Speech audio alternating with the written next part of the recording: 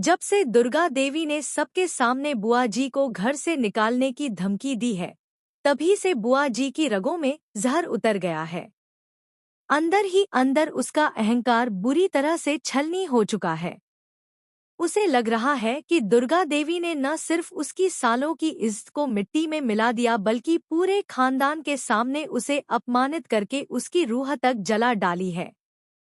अब उसके दिल में सिर्फ एक ही आग जल रही है। अगर इस घर में मुझे फिर से राज करना है, तो इस राज की रानी दुर्गा देवी को हमेशा के लिए मिटाना होगा। धीरे धीरे उस आग से बुआ जी का दिमाग जहरीला होता गया और उसी जहर से एक खतरनाक प्लान जन्म लेने लगा।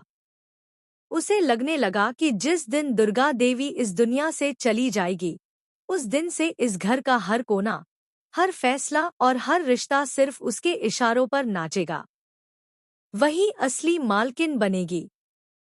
लेकिन बुआ जी यह भी जानती थी कि दुर्गा देवी इतनी आसानी से हार मानने वाली नहीं, और जब तक अहाना जैसी समझदार, जिगर वाली बहू उसके साथ खड़ी है, तब तक कोई चाल काम नहीं आएगी।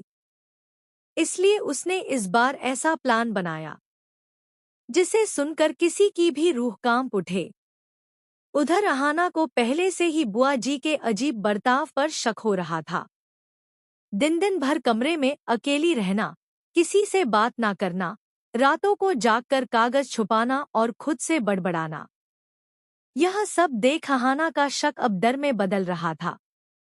उसे लग रहा था कि कुछ बड़ा होने वाला है, कोई ऐसा हादसा जिससे पूरा घर हिल जाएगा। लेकिन किस्मत का खेल देखिए, उसी समय अहाना को अपने कॉलेज एग्जाम देने मायके जाना पड़ रहा था।